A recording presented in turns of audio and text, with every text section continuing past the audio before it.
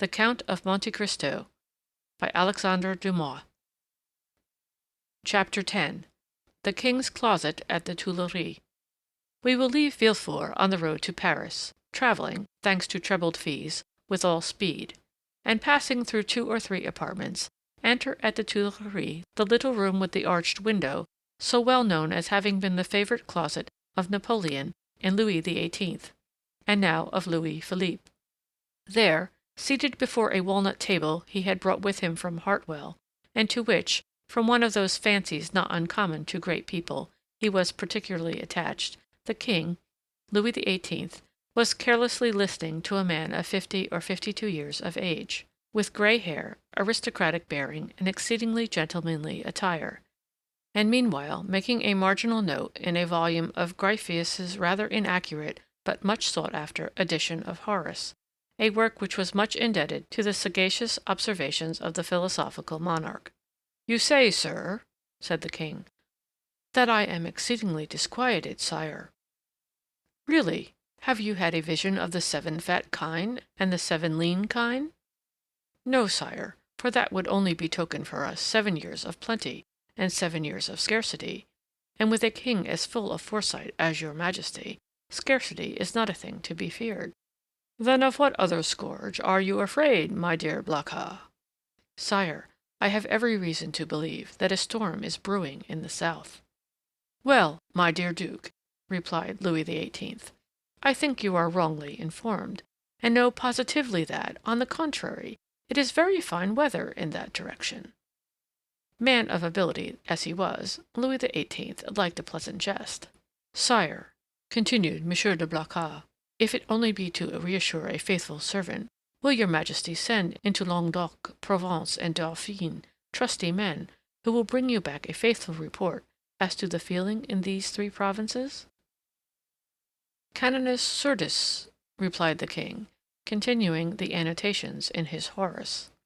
"Sire," replied the courtier, laughing, in order that he might seem to comprehend the quotation, "your majesty may be perfectly right in relying on the good feeling of France, but I fear I am not altogether wrong in dreading some desperate attempt." "By whom? By Bonaparte, or at least by his adherents." "My dear Blacas," said the king, "you with your alarms prevent me from working." "And you, sire, prevent me from sleeping with your security." "Wait, my dear sir, wait a moment, for I have such a delightful note on the pastor quum traheret. Wait, and I will listen to you afterwards." There was a brief pause, during which Louis XVIII. Wrote, in a hand as small as possible, another note on the margin of his Horace, and then looking at the Duke with an air of a man who thinks he has an idea of his own, while he is only commenting upon the idea of another, said, "Go on, my dear Duke, go on, I listen." "Sire," said Blacas, who had for a moment the hope of sacrificing Villefort to his own profit, "I am compelled to tell you that these are not mere rumors destitute of foundation which thus disquiet me, but a serious-minded man, deserving all my confidence, and charged by me to watch over the south," the Duke hesitated as he pronounced these words, "has arrived by post to tell me that a great peril threatens the king, and so I hasten to you, sire." "Maledictus savi domum," continued Louis XVIII., still annotating. "Does your majesty wish me to drop the subject?" "By no means, my dear Duke, but just stretch out your hand." "Which?" "Whichever you please. There, to the left." "Here, sire?" "I tell you to the left, and you are looking to the right. I mean on my left. Yes, there. You will find yesterday's report of the Minister of Police. But here is Monsieur d'André himself." And Monsieur d'André, announced by the chamberlain in waiting, entered. "Come in," said Louis XVIII. With repressed smile. "Come in, Baron, and tell the Duke all you know, the latest news of Monsieur de Bonaparte. Do not conceal anything, however serious. Let us see.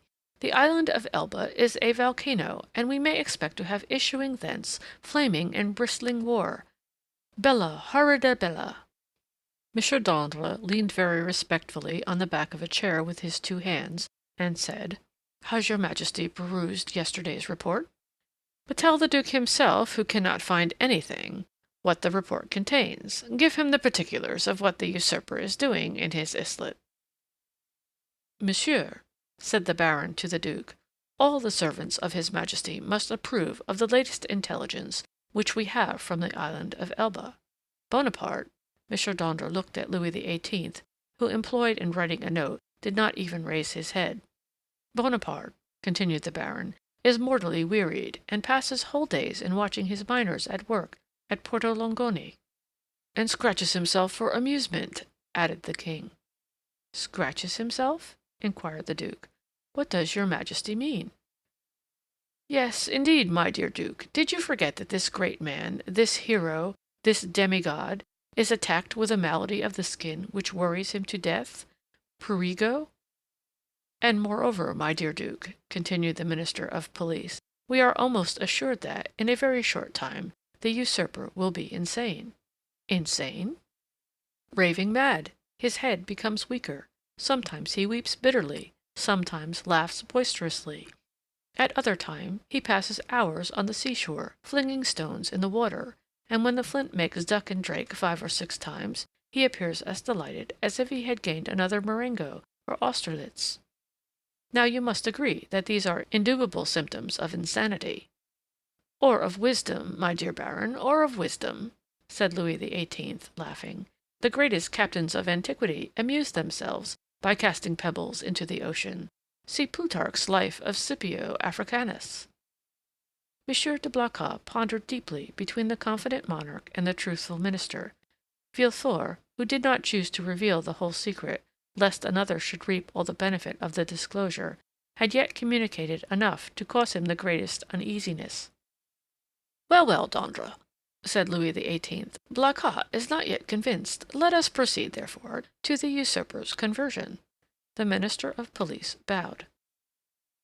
The usurper's conversion, murmured the Duke, looking at the King and d'Andre, who spoke alternately, like Virgil's shepherds. The usurper converted? Decidedly, my dear Duke. In what way converted? To good principles. Tell him all about it, Baron. Why, this is the way of it, said the minister, with the gravest air in the world.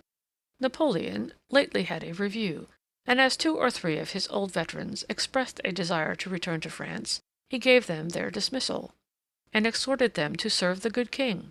These were his own words, of that I am certain. Well, Blacas, what do you think of this? Inquired the king triumphantly, and pausing for a moment from the voluminous Goliath before him. I say, sire, that the Minister of Police is greatly deceived, or I am, and as it is impossible it can be the Minister of Police, as he has the guardianship of the safety and honor of your Majesty, it is probable that I am in error. However, sire, if I might advise, your Majesty will interrogate the person of whom I spoke to you, and I will urge your Majesty to do him this honor. Most willingly, Duke. Under your auspices I will receive any person you please, but you must not expect me to be too confiding. Baron, have you any report more recent than this dated the 20th February?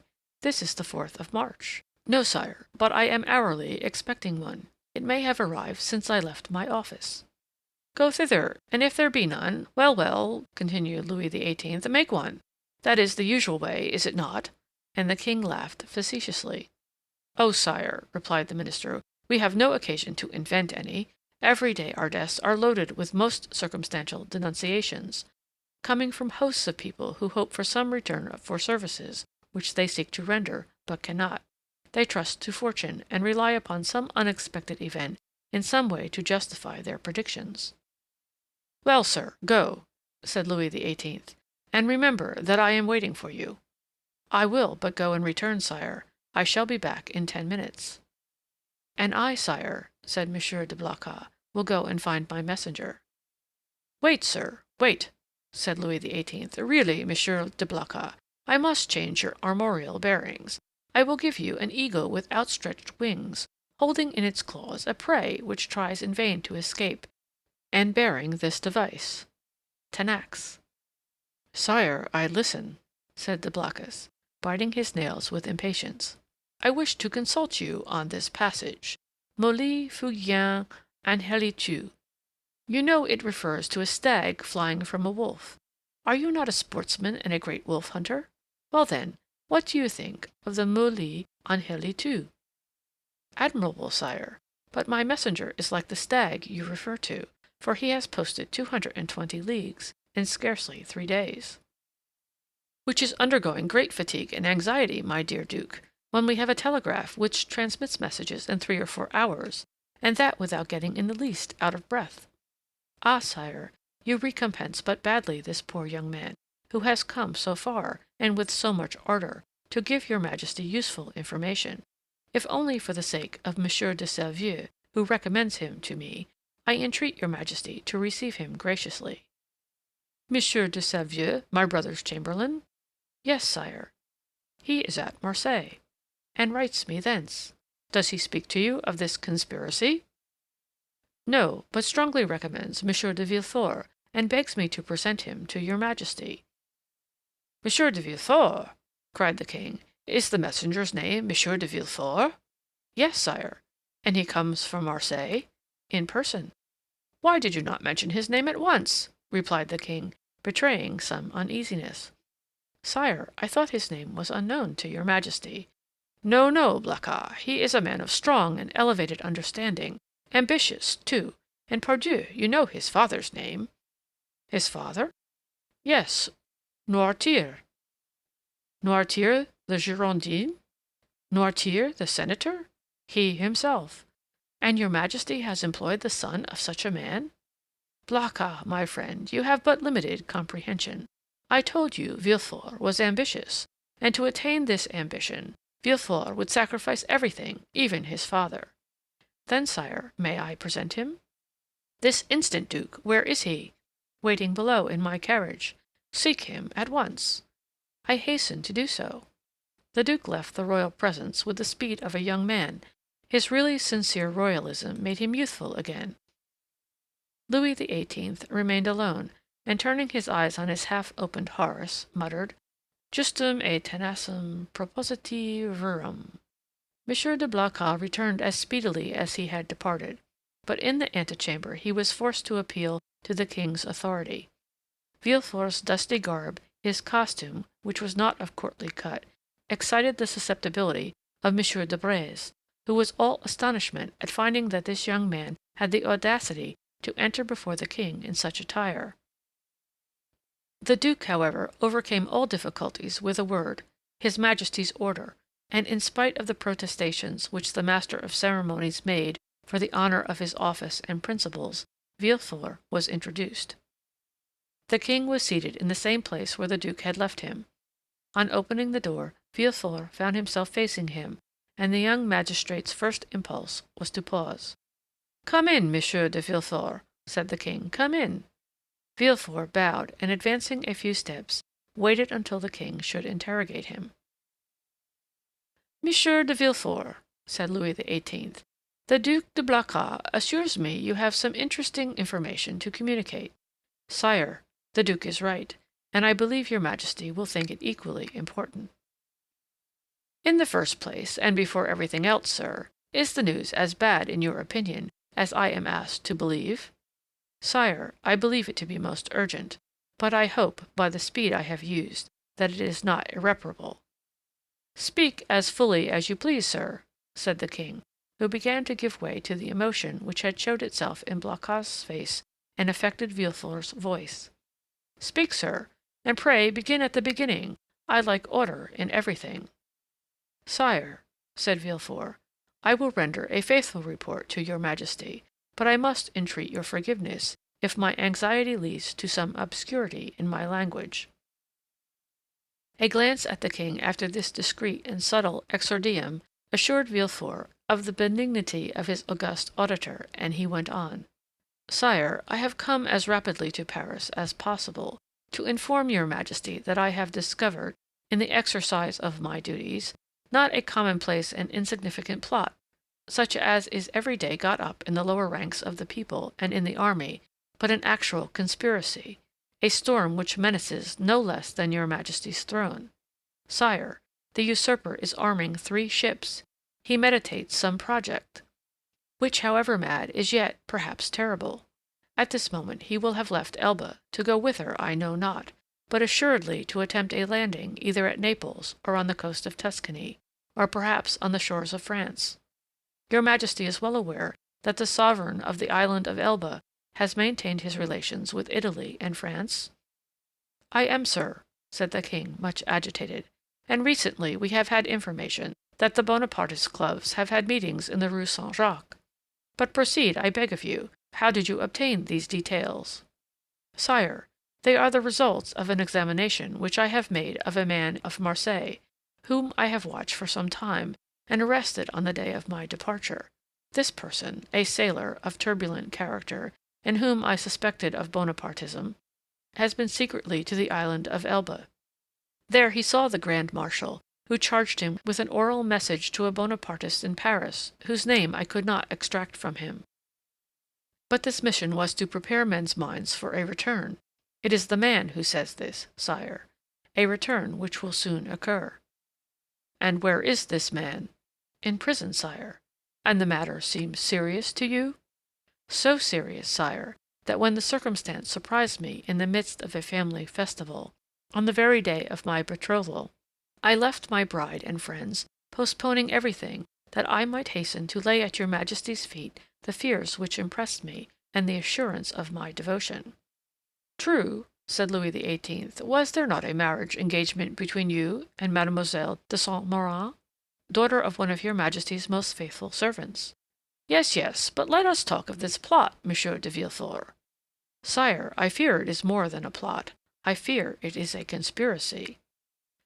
"A conspiracy in these times," said Louis XVIII., smiling, "is a thing very easy to meditate, but more difficult to conduct to an end, inasmuch as, re-established so recently on the throne of our ancestors, we have our eyes open at once upon the past, the present, and the future. For the last 10 months my ministers have redoubled their vigilance in order to watch the shore of the Mediterranean. If Bonaparte landed at Naples, the whole coalition would be on foot before he could even reach Piemono. If he land in Tuscany, he will be in an unfriendly territory. If he land in France, it must be with a handful of men, and the result of that is easily foretold, execrated as he is by the population. Take courage, sir, but at the same time rely on our royal gratitude." "Ah, here is M. d'Andre," cried the Blacas. At this instant the Minister of Police appeared at the door, pale, trembling, and as if ready to faint. Villefort was about to retire, but M. de Blacas, taking his hand, restrained him. Chapter 10.